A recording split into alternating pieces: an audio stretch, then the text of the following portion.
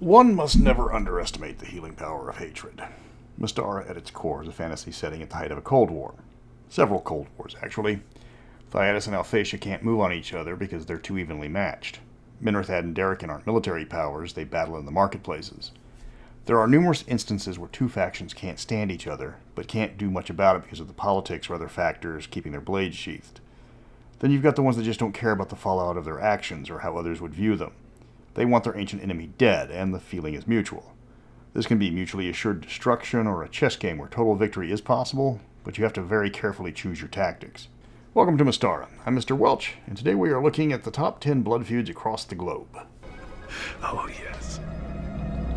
There will be blood. To qualify for a blood feud, it has to be a lingering dispute. The feeling must be mutual, ongoing, and there's no end in sight. Thyacians and Alphatians might be rivals in all aspects of politics, but they still trade and even cooperate on occasion.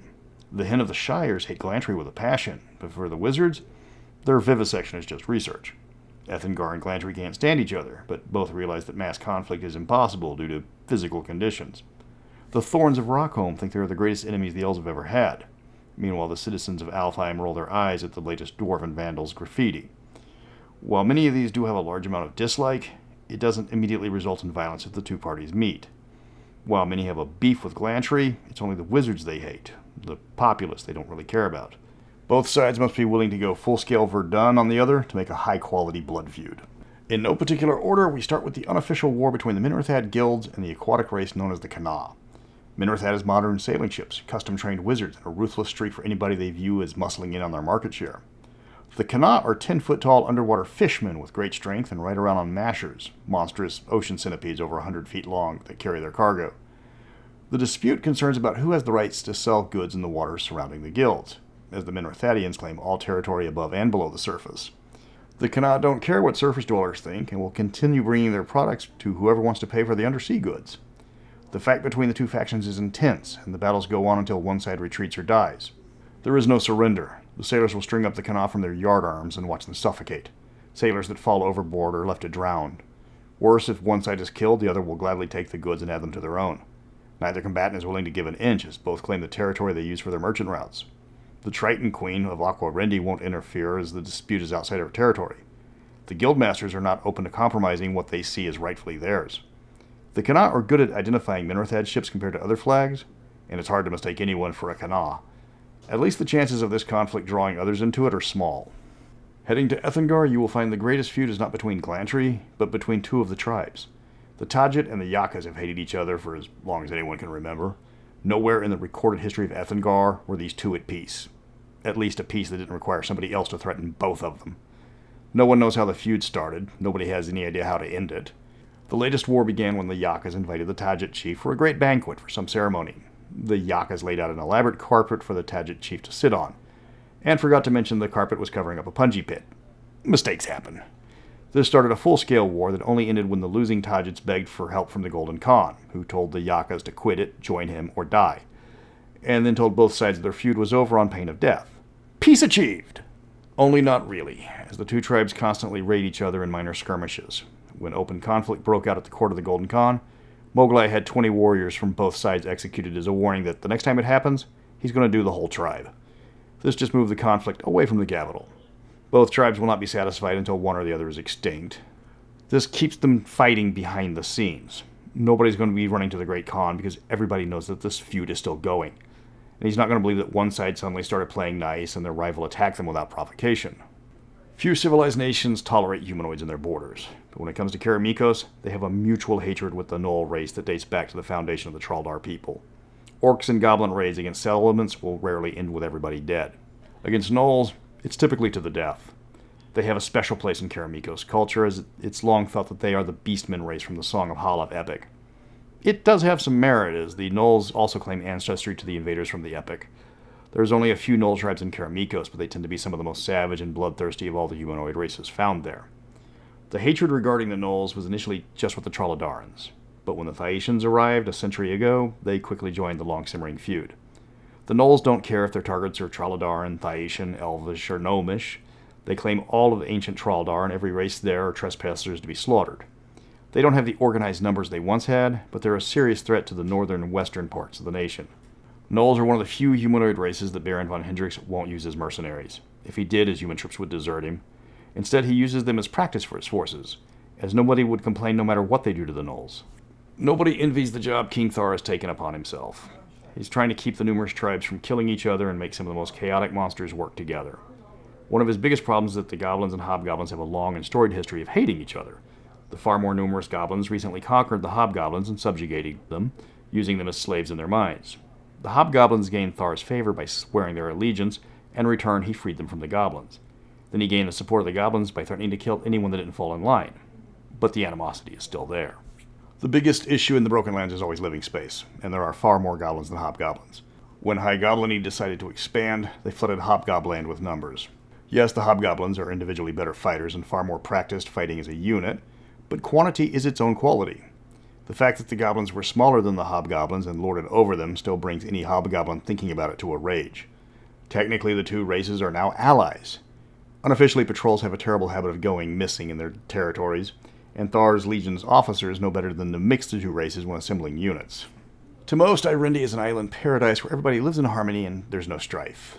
These people don't know of the history of the Karakara, the orc cousins who were the original threat to the islanders, once threatening to conquer the southern islands with constant attacks. This caused some of the Ierendi to take up the role of the Toa, or warrior, to fight back against their enemies. This escalated the conflict between the two rivals until Thyatis put an end to it by conquering the island chain and sending ships to stop the Karakara raids. But that didn't stop the hatred between the two, it just suppressed it until the Thyacians were driven out. By this point, the number of Toa were significantly reduced. The Ierendi people had become far more peaceful, and the Karakara were driven out of the area during the Thyacian occupation. But this still hasn't stopped this animosity in the slightest. The nation still considers the Sea Orcs a serious threat, and the Karakara still view the Ierendi Islands as their own. The numbers of both the Toa and the Karakara are reduced, but when they meet in combat, no mercy is asked or offered on either side. The Ierendi Navy still patrols looking for their enemies' war canoes, sinking them without hesitation when discovered. As a rite of passage or just to keep their skills honed, Toa will venture out into islands known to harbor the Sea Orcs and attempt to exterminate them when found. This is a centuries-old grudge that will only end when one or the other is extinct. When you think of Phanatons, you usually remember the cute flying squirrel, raccoon, monkey hybrids that the chicks dig. They're playful, curious, and innocent, the kind of guy that doesn't hold a grudge and just wants to see the world. If you believe that, you've never been to Jabiru, the home of the Savage Coast Phanatons. These little guys have two mortal enemies that they will visit death upon from above, not realizing they're the same creature. The Jabiru Phanatons were initially preyed upon by the Ierendi, until they started fighting back and attempting to exterminate the spider folk. Then the Great One, the patron of dragons, got involved, and lots of Ierendi died from spontaneous dragon breath syndrome, and the Phanatons were more than happy to help with the cleanup. Cleanup as in more murder, not cleanup as in sweep up the ashes. Then the Ierendi largely vanished, with the Harathians taking their place. This made the Phanatons a little happier because their new neighbors couldn't be worse, right? They weren't worse, but they were just as bad. Okay, almost exactly as bad. The Ierendi were now posing as other creatures and calling themselves the Harathians. They still remember what the Phanatons did to them and were not looking to let that slide. So the disguised spider people kept expanding their borders and looking for Phanatons to experiment with. The two races are still attack on sight, though the Harathians will try to avoid being seen. Combat just isn't their style. That's why they have slaves. Of all the blood feuds, only one is played out across multiple modules. That one being the long-lingering animosity between Darokin and Hool. You might think of Darokin as the friendly guys who get along with everybody and just want to sell you their stuff. The ones always willing to provide their neighbors with a gift to show them what Darokin can provide in the long run. This is still partially true with Hool, though what they send to the desert nomads is a bit different than what they have for, say, the Shires. Scorn and defiance. Hool covets Darokin's riches. Darokin wants to see the constant thorn in their side laid waste.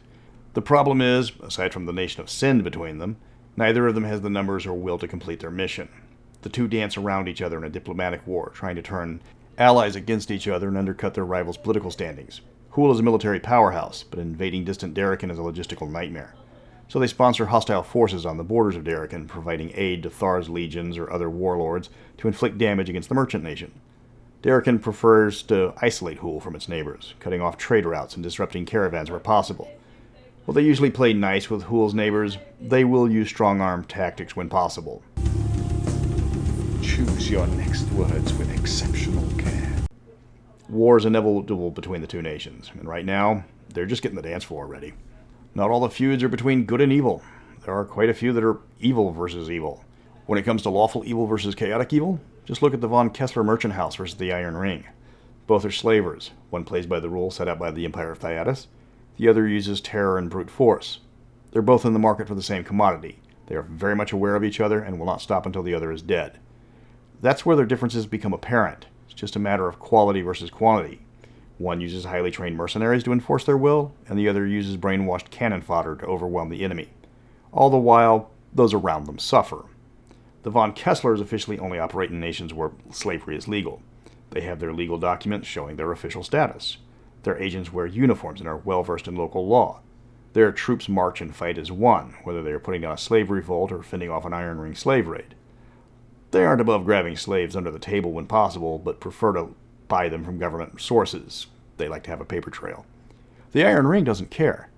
They don't even bother issuing their hounds armor, as that costs money. They break the minds of the slaves they can't sell to serve as cannon fodder for their raids.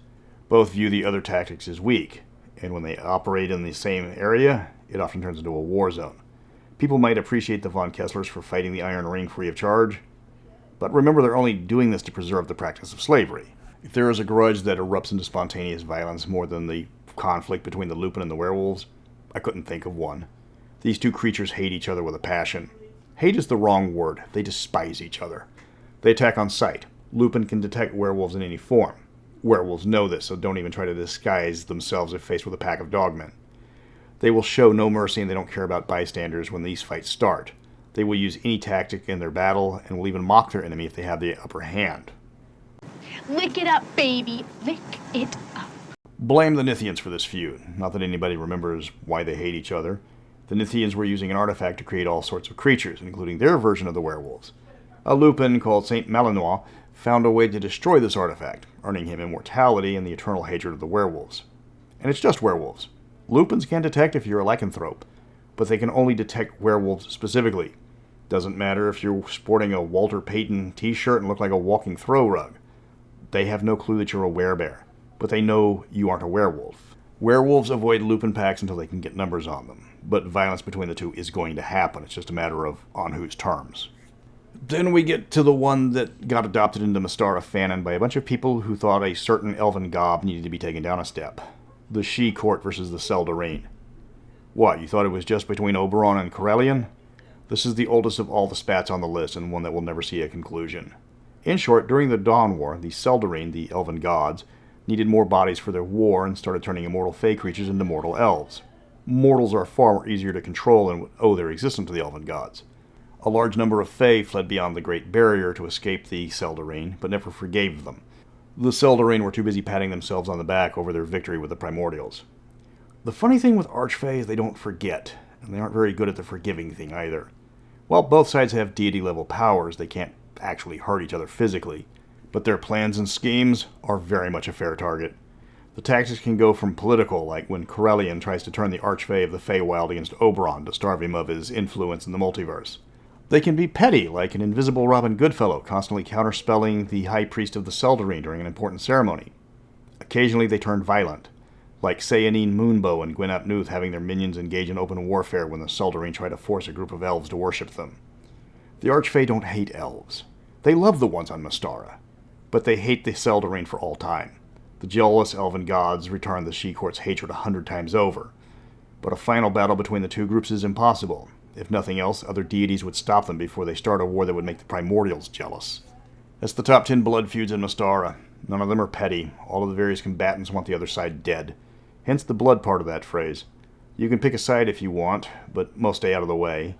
These rivalries are ancient and there's no way of stopping them short of genocide. You've been warned. Next up are the High Heroes, the immortal patrons of the Hen. Who are they? How did they get there? And what's their favorite brand of tea? Until then, get to fighting or get away.